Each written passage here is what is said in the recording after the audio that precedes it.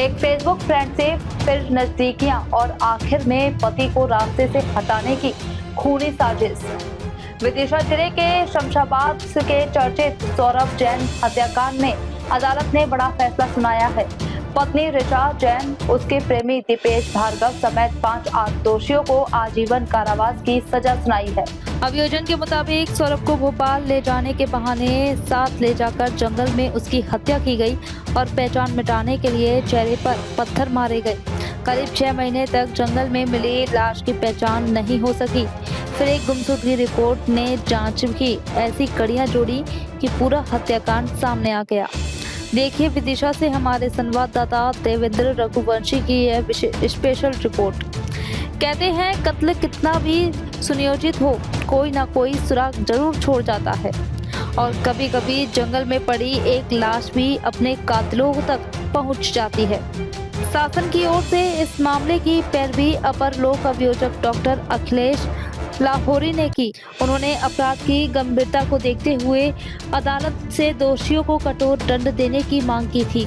Doctor Lahori ने बताया कि सौरभ जैन हत्याकांड की कहानी वर्ष 2019 में फेसबुक पर हुई एक दोस्ती से शुरू हुई है। सौरभ की पत्नी ऋचा जैन ने दीपेश भार्गव के बीच दोस्ती नजदीकियों में बदली। वर्ष 2022 में ऋचा कई बार दीपेश से मिलने सिरोंज भी गई है। वापस आने के बाद भी दोनों का संपर्क बना रहा। फरवरी 2023 में पति पत्नी के विवाद के दौरान ऋचा ने सौरभ पर चाकू से हमला कर दिया था। इसके बाद अभियोजन के मुताबिक सौरभ को हमेशा के लिए रास्ते से हटाने की साजिश रची गई। ऋचा और दीपेश ने अन्य लोगों को पैसे का लालच देकर योजना में शामिल किया। सौरभ को भोपाल ले जाने के बहाने साथ ले जाया गया और जंगल में गला घोंटकर उसकी हत्या कर दी गई। पहचान मिटाने के लिए चेहरे पर पत्थर मारे गए। करीब 6 महीने तक जंगल में मिली लाश की पहचान नहीं हो सकी। लेकिन सौरभ के भाई की गुमशुदगी रिपोर्ट के बाद पुलिस ने कड़ियां जोड़नी शुरू की और अज्ञात लाश से इस हत्याकांड का सच सामने आया। जांच में सौरभ के एटीएम से रुपए निकालने और रकम सैर सपाटे, ऐशो आराम तथा पुरानी गाड़ी खरीदने में खर्च किए जाने की बात भी सामने आई।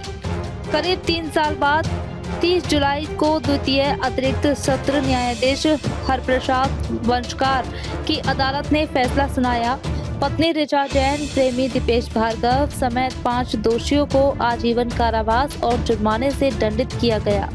वहीं कूटरचित दस्तावेज के मामले में ऋचा के भाई सकुशल जैन को संबंधित धाराओं में 10 से 10 वर्ष के सश्रम कारावास और जुर्माने की सजा सुनाई गई। न्यायालय ने जो चर्चित हत्याकांड के मामले में पत्नी और उसके प्रेमी को सजा सुनाई है, पूरा मामला क्या है?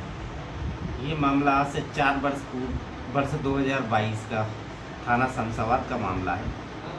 इस मामले में पत्नी ऋचा जैन अपने प्रेमी दीपेश भार्गव और अन्य 3 सुपारी किलरों के साथ मिलकर आपराधिक षड्यंत्र गठित कर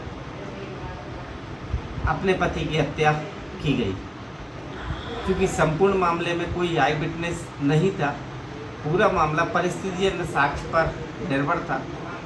कड़ी बाई कड़ी इस्टेब्लिश माननीय न्यायालय में की गई।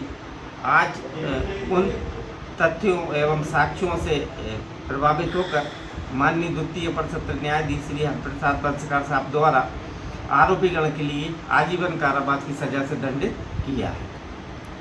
पुलिस आरोपियों तक कैसे पहुंची कि मुख्य हत्यारे यही है? इस मामले में मृतक के भाई के द्वारा एक गुम इंसान की रिपोर्ट दर्ज करा दी गई थी कि उसके भाई लापता है। संबंधित सभी थाना क्षेत्रों में गुम इंसान के संबंध में मर्गों की जांच की गई। उस मर्ग में एक व्यक्ति का मर्ग छत-बिछत अवस्था में प्राप्त हुआ, जिसका कि चेहरा पूरा डैमेज हो चुका था। पुलिस ने उसकी शिनाख्त करवाई और डीएनए टेस्ट करवाया। डीएनए के टेस्ट के पश्चात पता चला मृतक तो सौरभ जैन था, जिसका डीएनए प्रोफाइल मैच हुआ। इसके पश्चात पुलिस ने वो रीजन ढूंढे कि इस व्यक्ति की मृत्यु से किस व्यक्ति के लिए फ़ायदा प्राप्त हुआ था। चूँकि पत्नी के द्वारा अपने पति को पूर्व में भी एक बार मारने का प्रयास किया गया था। घर परिवार की समझा बुझाइश के पश्चात एफआईआर दर्ज नहीं कराई गई थी और संपूर्ण परिस्थितियां ऐसी क्रिएट थी कि उस पर पत्नी के ऊपर ही मामले का शक जा रहा था। तो पुलिस आरोपियों तक कैसे पहुंची? कौन से ऐसे साक्ष्य उनके हाथ लगे कि इस मामले का न्यायालय ने जो वास्तविक आरोपी हैं उनको सजा मिल सके? क्योंकि मृतक जो था, मृतक ने अपनी मृत्यु के पूर्व एक अपनी जमीन का विक्रय किया था। जो दीपेश भार्गव था, दीपेश भार्गव के पास मृतक का एटीएम कार्ड पाया गया और मृत्यु के पश्चात भी उसके एटीएम कार्ड से समय समय पर राशि का आहरण होता रहा। और ऋचा जैन उसकी जो पत्नी थी, उसके दीपेश भार्गव के, और उन्होंने इस बीच जिन व्यक्तियों से भी कांटेक्ट किया उनका सीडीआर एक दूसरे से मैच हुआ, लोकेशन मैच हुई।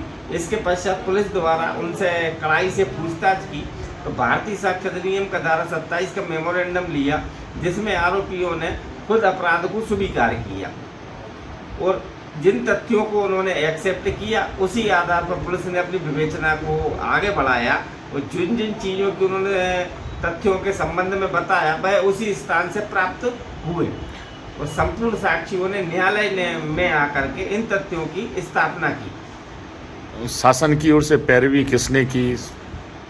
शासन की ओर से पैरवी मेरे द्वारा, डॉक्टर अखिलेश लाहौरी द्वारा